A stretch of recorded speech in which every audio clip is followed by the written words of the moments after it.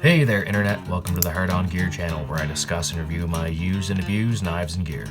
Fixed blade collection has grown, and it is time to narrow down what I think are my top 5 favorite fixed blades currently in my collection. And I guess you could also consider this a collection update video, which I'll be doing a full collection update somewhere in the beginning of 2022 when I get the chance. Somewhere's, full 1 year anniversary of the H.O.G channel kind of thing. See where the collections come in the first year of investing into the channel. So H.O.G stickers, if you want to get a couple of those, let me know. Send me an email at hardongearchannel@gmail.com, or hit me up on Instagram, hardongearchannel, or just comment on something in the videos or the community posts or whatever, and I'll mail some of those out to you. If it's still early on in the channel, 21, 22, maybe you, 2021, 2022, I mean, maybe you get a couple of these free of charge, and I even supply the shipping just for the sake of getting some good exposure out there. Can't pay too much for good advertising, right? Anyways, Heard on Gear Channel, top 5 fixed blades. Let's take some crap out that we know is not going to make the cut right off the bat. H.O.G people, regular viewers of the H.O.G, I don't like saying fans. How's H.O.G heads? That's been on my mind for a bit. That's pretty lame, but I think it kind of works. Like metal head, H.O.G head. Let me know what you think down in the comments, please. I'd be curious. If that offends anybody, definitely let me know so I can make fun of you down there. I'm just kidding. Anyways, right off the bat, like you guys know, I hate this. Get out of there. Why are you on the table?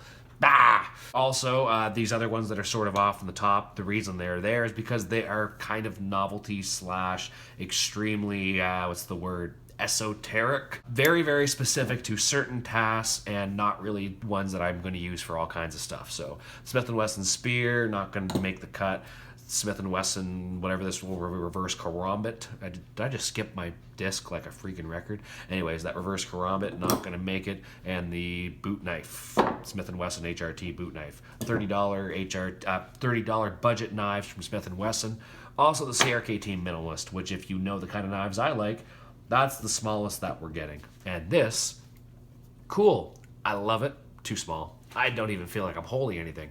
Some people, that's a positive. For me, that's weird. Oh, and I'll mention all 4 of those knives that I just showed and pulled out the table are all HCR 13 MOV. We're going to take away some more knives that definitely aren't going to be my top 5. This is a Buffalo brand, old vintage thing, Solingen steel from Germany. Don't know the origin of this knife other than it was handed down to me, but not really my style. #1 design from Groman Knives, Canadian made, not my thing. Cool knife, very popular in Canada amongst woodsmen and hunters and all that. Just a little too tradish for me. Spyderco Bow River, if you might have guessed, oops, sorry, tablecloth, goes right in the mix with those, and very, very cool budget knife from Spyderco, but again, not the realm of knives that I typically like to use or carry, but I will try that out soon here and let you know what I think of it. And now we're getting into compared to other knives on the table, well, it's a great knife. The Burden Game from Cold Steel is barely a knife when you're talking in comparison to things like the Millspy Elite, Bradford Guardian, SEs, and all the Moras knives and such. So Cold Steel Burden Trout, very lightweight, tiny neck knife carry, as at least that's what it's sort of packaged to be, is a neck knife, but super cool. Not cool enough. All right, so we're getting into the knives that I tend to use or carry, if not on a regular basis, at least enough to say that I am considering them as a top 5. And really, now that I say that, I haven't got enough time in with the Lockfield knife to put it in that category. But so far, really, really feel like this is going to be a great knife that I'm going to get lots of use out of. This was the first knife suggested to me on this channel in my first video from, I think Wyvern was the YouTube name. Do you guys mind if I give shout-outs to your personal YouTube names and stuff in the videos? Let me know this stuff. The comments is the best place to give me this information. Also helps the algorithm out. Hint, hint. Lots of great suggestions given to me in the comments section, and I have purchased many a knife in the last year from you guys, so I appreciate those. There's a nice dent I was just seeing. Or is that a burn mark? Or no, it looks like a dent. I've thrown this thing a little bit, as you might have guessed, and this thing throws really nice. But again, out of the mix-up for my top 5 at this current time. Now. into some difficult stuff. Let's look, process of elimination. The Moras, we can easily knock that down to 1 or 2. So we're into this classic, well, at least classic for my videos where I'm talking about these Moras. Stainless versus carbon. You guys know what I'm picking. Stainless is great, though. I should use stainless more, obviously. Look at the freaking carbon with rusting up on these knives. And we got a lot of high carbon left on the table here, but my fixed blades are mostly high carbon, so what do you expect? And here's me rambling while I don't know what else to take off the table. Let's take these off. Compared to the Gerber, if I'm only going to pick one, it's going to be the Gerber. This thing lives up. It is as good as I thought it would be. The Condor Pterosaur, though, equally almost as awesome.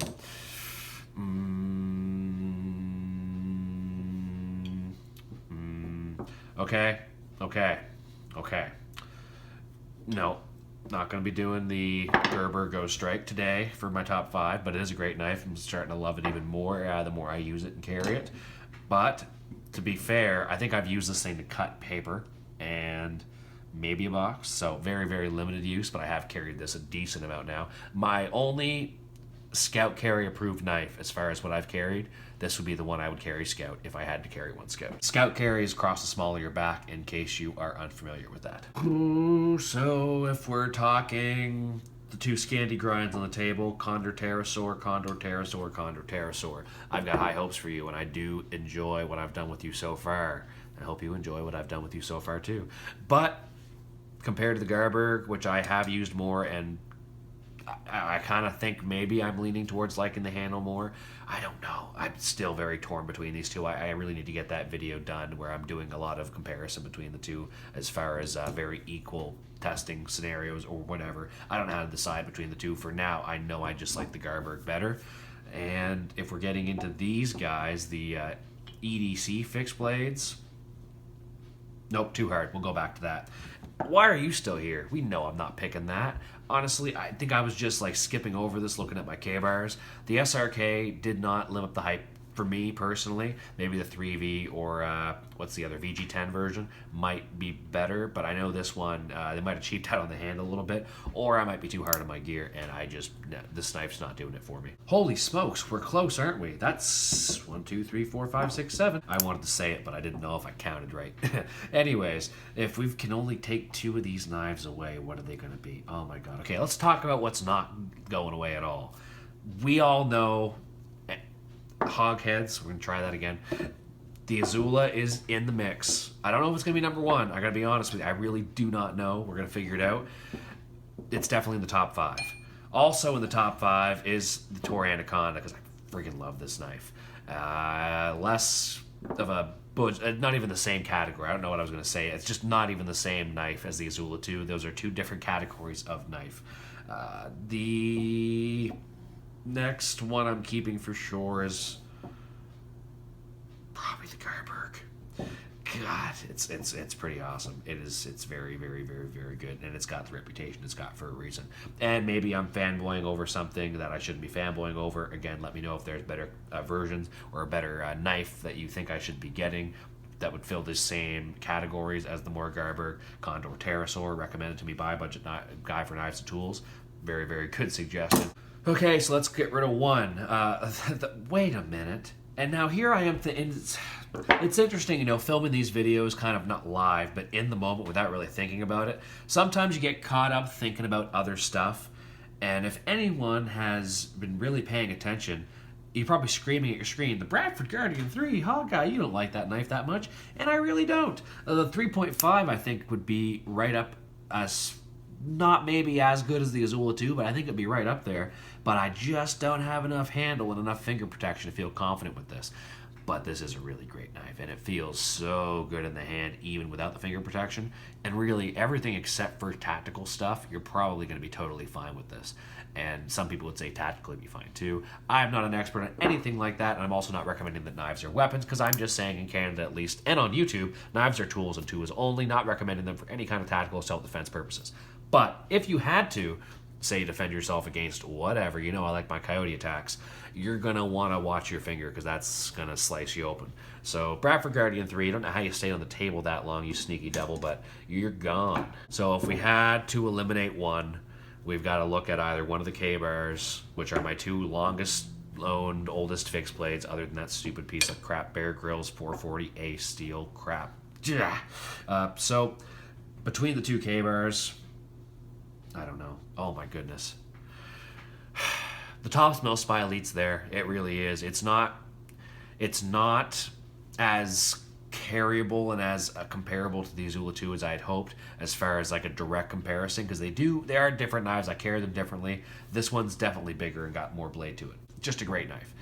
These two, I really end up carrying one or the other with the same purpose in mind. I need a big, badass fixed blade that I need to potentially do more than I would do with most knives, and that right there actually kind of made the decision for me.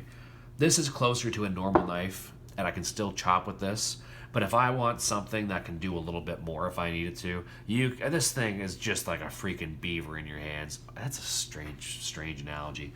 But this thing has taken down trees equal to its 9-inch blade length. I have only sharpened this thing 2 or 3 times ever, and this 1095, after all the use and abuse, has taken it and taken it and taken it. So that's the top 5 right there. So my top 5, but in what order? This is going to be the last and hardest part of the video. There may be a few blank spaces cut out, but bear with me here. I don't want to get sued, but just imagine some Jeopardy music.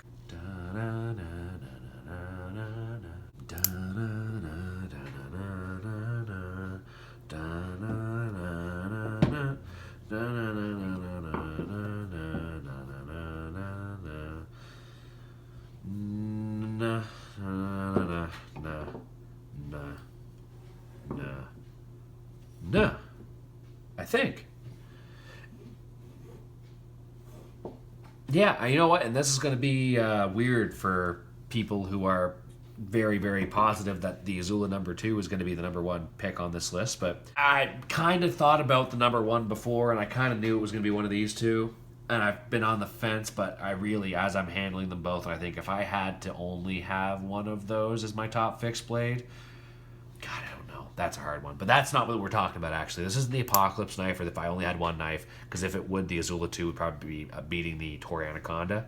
I don't know, even then. This thing can do most of what this thing can do. It's going to be less rugged, slightly more likely to fail on me, but it's got a lot more blade, and it can do a lot more things in a bad situation. Real hard decision between all these, but I think this is where I'm going, and the logic behind this being, this is my favorite knife right now. This was a splurge. It's definitely the most expensive knife I own. 400-ish Canadian, something like that. Maybe 330, 350 American, handy or in that ballpark. And this thing, I fidget with this thing all the time. It's very tactical, Mall Ninja, which is right up my alley. And this was purchased to be sort of a military carry for my future enrollment in the Canadian Armed Forces, and I don't know if I'll ever end up carrying something like this when I'm working, or if I'll even get approved to carry something like that in an infantry or whatever combat setting, but that's kind of what that knife was intended to be purchased for. But again, just a tool. Anyways, disclaimer, tool, unless you're in the proper context where that's legal. Anyways, the Izula 2 should be in the top spot logically in my brain, but if you're talking my number 1 favorite fixed blade, this thing has trumped the Izula 2 as far as just for the novelty and for the personal meaning and the character behind this knife, why it was created and invented. And this is a very special knife to me, which I will hang on to for my entire life until I lose it or break it, which could be any point in time because I'm hard on my gear. The Izula 2, very awesome. Will be near the top of my list for the foreseeable future. Tops Mills by Elite. It's been getting lots of carry time on the side of my hip at the 3 o'clock position, handle down like so, and I've just been drawing it, whoop, and it's been super great. Very, very, very, very happy with that. The Moore Gerber, got lots of use with that a few weeks ago on my 2-day hiking, camping, bushcraft, shelter build trip, which you can see that video up here. That whole experience really did put the Moore Gerber to the test for me, and while my firecraft didn't go well, this thing can do a lot of firecraft and bushcraft for you. So everything except for the largest of trees, which you might need something a little beefier, and well, this thing's essentially a machete. The K-Bar Large Heavy Bowie discontinued, unfortunately, about a 1085 high carbon BE East of a knife.